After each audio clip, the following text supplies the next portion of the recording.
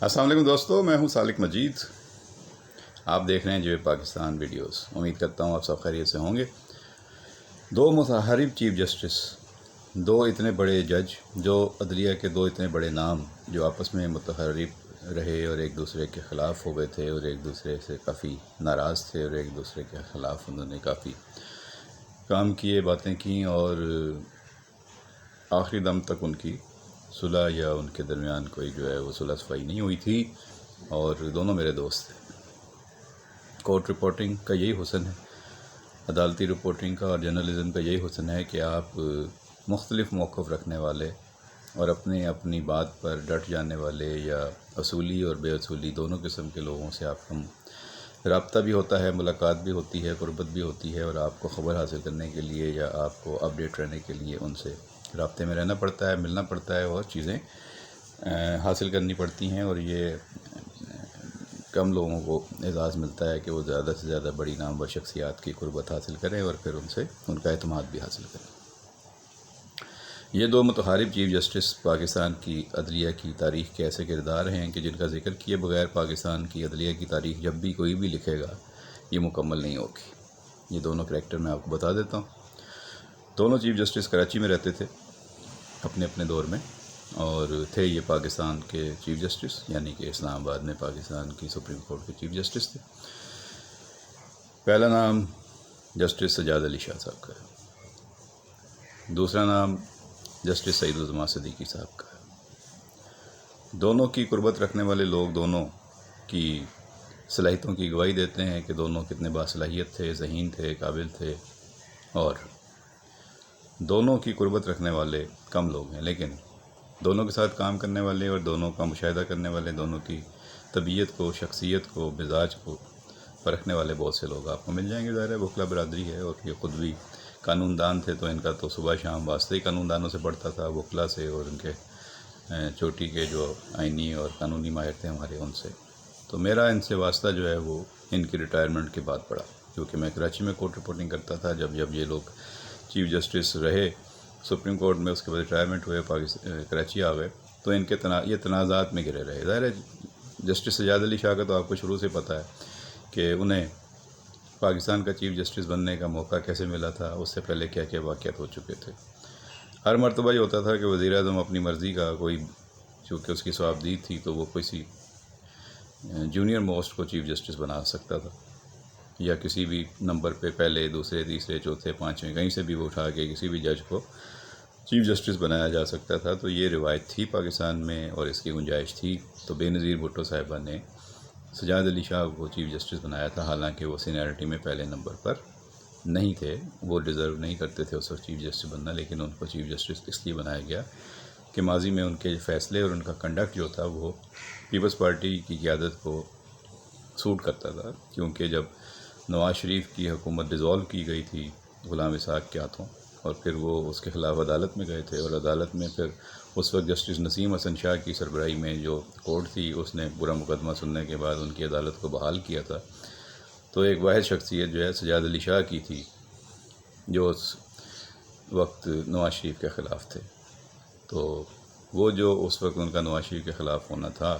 وہ بعد میں جب نواز شریف کی حکومت دوبارہ ختم ہوئی، جنرل عبدالوحید کاکڑ کی مداخلت پر غلام اسحاق خان اور نواز شریف دونوں نے استعفے دیے، تو پھر نگران حکومت بنی تھی بلخ شیر مزاری صاحب کی، اور بلخ شیر مزاری صاحب نے جو الیکشن کرائے تھے، اس کے بعد جو حکومت بنی تھی وہ بنی تھی بے نظیر بھٹو صاحبہ کی۔ تو بے نظیر بھٹو صاحبہ جب وزیر اعظم تھیں، تو جب چیف جسٹس بنانے کی باری آئی تو انہوں نے سجاد علی شاہ صاحب کو چیف جسٹس آف پاکستان بنایا، حالانکہ وہ پہلے پہ نہیں تھے بلکہ 5ویں نمبر پر تھے۔ تو اس طرح سجاد علی شاہ صاحب چیف جسٹس پاکستان بن چکے تھے، اور پیپلز پارٹی اب عدلیہ کے حوالے سے مطمئن تھی کہ ان کی حکومت کو کوئی ڈسٹیبلائز نہیں کرے گا، کیونکہ وہ اپنا صدر فاروق لغاری کو بنا چکے تھے۔ تو بے نظیر بھٹو کافی مطمئن تھی کہ اب صدر مملکت بھی ان کا ہے، کیونکہ ایوان صدر میں بھی جیالہ تھا اور وزیر اعظم ہاؤس میں بھی جیالہ تھا، اور بھٹو کے نعرے لگ رہے تھے، اور چیف جسٹس بھی ان کی اپنی مرضی کا اعتماد کا آ چکا تھا۔ تو یہ 3 گھر تو انہوں نے اپنے سیکیور کر لیے تھے۔ اب ایک ہی گھر رہ گیا تھا، اور وہ تھا آرمی چیف کا۔ تو جب وہاں پہ تبدیلی آئی یا وہاں پہ کچھ حالات بدلے تو پھر صورتحال ایک دفعہ پھر بدلی، اور پھر بے نظیر بھٹو صاحبہ کو مشکلات میں گھیرا گیا، مشکلات میں ڈالا گیا ان کی حکومت کو۔ آپ کو یاد ہوگا کہ پہلے مرتضیٰ بھٹو کا قتل ہوا، اور مرتضیٰ بھٹو کے قتل کا الزام پھر کس پہ لگا؟ واصف زرداری پر لگا، اور ان کے خلاف مقدمات بنے، اور پھر بے نظیر بھٹو سے ان کا بھائی بھی چھین لیا گیا، اور بعد میں ان کی حکومت بھی چھن گئی۔ تو یہ سارے واقعات ہوئے۔ اس کے بعد پھر معراج محمد خالد صاحب جو ہیں وہ بنے تھے نگران وزیر اعظم، صدر فاروق لغاری نے ان کو بنایا تھا بے نظیر کی حکومت ڈیزالو کرنے کے بعد، اور پھر جو ہے وہ معراج محمد خالد صاحب نے الیکشن کرائے۔ وہ الیکشن جب ہوئے تو پھر نواز شریف صاحب 1997 میں بھاری اکثریت سے، یعنی کہ 2/3 اکثریت سے یا 2/3 میں میجورٹی سے، بھاری اکثریت سے وہ وزیر اعظم بنے تھے۔ اور جب وہ وزیر اعظم بنے تو فاروق لغاری صاحب کا خیال تھا کہ وہ ان کو ساتھ لے کر چلیں گے، لیکن نواز شریف صاحب کے تو کچھ اور ارادے تھے۔ نواز شریف وزیر اعظم بننے کے بعد انہوں نے صدر فاروق لغاری کو چوٹی میں جا کر ان سے استعفیٰ لیا، ان کو فارغ کیا، اور پھر جسٹس سجاد علی شاہ کے ساتھ ان کا جھگڑا چلا، توہین عدالت کا کیس چل رہا تھا۔ نواز شریف فیصل آباد میں جگہ تھے، ایک افسران کو انہوں نے جو ہے وہ ہتھ کڑیاں لگوائی تھیں، وہاں سے معاملہ شروع ہوا تھا، اور پھر وزیر اعظم کو عدالت میں بلا لیا گیا۔ وزیر اعظم عدالت میں پیش بھی ہوئے، پھر جو ہے وہ ان کو ایک دفعہ نہیں 2 دفعہ ان کو بلانا شروع کیا، تو وزیر اعظم نے اسے اپنے توہین یا اپنے مسائل، اپنے روزمرہ امور میں مداخلت سمجھا، اور یہاں سے عدالت اور وزیر اعظم ہاؤس کے درمیان جو ہے پارلیمنٹ کے درمیان ایک کشیدگی پیدا ہو گئی، اور اس کے بعد جو سماعت کے موقع پر بہت سے لوگ جو ہیں سپریم کورٹ پہنچ گئے، تو اس کو سپریم کورٹ پر حملہ تصور کیا گیا، اور یہ سمجھا گیا کہ شاید مسلم لیگ کے جو رہنما اور کارکن ہیں وہ ان کو ڈرانے دھمکانے یا نقصان پہنچانے آئے تھے یا پہنچا سکتے تھے۔ بہرحال اس پہ توہین عدالت کا کیس چلا، اور اس میں ہمارے بہت ہی مشہور ٹی وی اینکر میزبان طارق عزیز سمیت اور بہت سے لوگوں کو جو ہیں سزائیں ہوئی تھیں، اختر رسول بھی تھے شاید، اور وہ معاملہ چلتا رہا۔ پھر چیف جسٹس کو تبدیل کرنے کے لیے نواز شریف نے اپنی سیاسی حکمت عملی یا جو بھی ان کے طریقہ کار تھے وہ اختیار کیے، اور سپریم کورٹ کے اندر سے بغاوت ہوئی، اور سپریم کورٹ کے ججوں نے یہ فیصلہ دیا کہ سجاد علی شاہ صاحب تو خود سینیارٹی پر موجود نہیں ہیں، کیونکہ 94 کا جو ججز سینیارٹی کیس تھا، جس میں خود سجاد علی شاہ صاحب نے یہ فیصلہ دیا تھا کہ آئندہ جو بھی چیف جسٹس ہوگا وہ سینیارٹی کی بیس پہ ہوگا، یعنی نمبر 1 کی بیس پہ ہوگا۔ تو اس فیصلے پر خود سجاد علی شاہ صاحب پورے نہیں اترتے تھے، لہٰذا 8 ججوں نے ان کے خلاف فیصلہ دیا، اور ان کو چیف جسٹس کی حیثیت سے کام کرنے سے روک دیا گیا۔ اس طرح چیف جسٹس کی حیثیت سے سجاد علی شاہ صاحب کا جو کیریئر تھا وہ ختم ہوا، اور سجاد علی شاہ صاحب کافی غصے میں اور کافی ہاتھ پاؤں باندھنے کی کوشش کے باوجود وہ وہاں پہ قائم نہ رہ سکے، اور انہیں وہاں سے فارغ کر کے گھر روانہ کر دیا گیا۔ اس کے بعد نواز شریف صاحب کے دور میں آپ کو یاد ہوگا کہ تیسرا جو بڑا واقعہ ہوا تھا وہ یہ تھا کہ جہانگیر کرامت صاحب نے ایک جگہ پہ خطاب کرتے ہوئے کہا تھا کہ قومی سلامتی کونسل ہونی چاہیے، یعنی نیشنل سیکورٹی کونسل کی حمایت میں انہوں نے تقریر کی تھی، جس پر وزیر اعظم نے اسے آئین سے متصادم قرار دیتے ہوئے ان سے استعفیٰ طلب کر لیا تھا، اور وہ استعفیٰ دے کر چلے گئے تھے۔ اب جہانگیر کرامت سے بظاہر تو اسی بات پہ استعفیٰ لیا گیا تھا، لیکن کچھ لوگ اور بھی بتاتے ہیں، اور بعد میں لوگوں نے بتایا بھی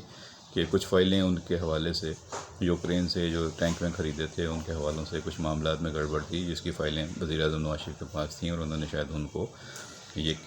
بتا دیا تھا کہ اگر انہوں نے استعفیٰ نہ دیا تو پھر ان کے خلاف عوامی سطح پر بھی چیزیں ہو سکتی ہیں۔ بہرحال جہانگیر کرامت چلے گئے، اور اس کے بعد نواز شریف صاحب نے اس وقت جو وزیر اعظم کی حیثیت سے ان کی صحابدید تھی، انہوں نے جنرل پرویز مشرف کو وزیر اعظم بنایا، اور یہ سوچا کہ ان کا شاید اتنا اسٹرانگ ہولڈ نہیں ہوگا آرمی میں، اور میں آرام سے اپنی حکومت کا ٹینیور پورا کر لوں گا۔ میں نے چیف جسٹس بھی اپنی مرضی کا لگا لیا ہے، میں نے صدر بھی رفیق تارڑ کو بنوا لیا ہے، اور میں نے آرمی چیف بھی تبدیل کر لیا ہے، تو اب حکومت کو کوئی خطرہ نہیں ہوگا۔ لیکن ان کا یہ اندازہ بھی غلط ثابت ہوا۔ بعد میں جنرل پرویز مشرف نے ہی کارگل کی مہم جوئی کی، جس پر فوج اور وزیر اعظم کے درمیان مسائل پیدا ہوئے، اور اس کے بعد اصل میں ان کی جو بڑی غلطی تھی وہ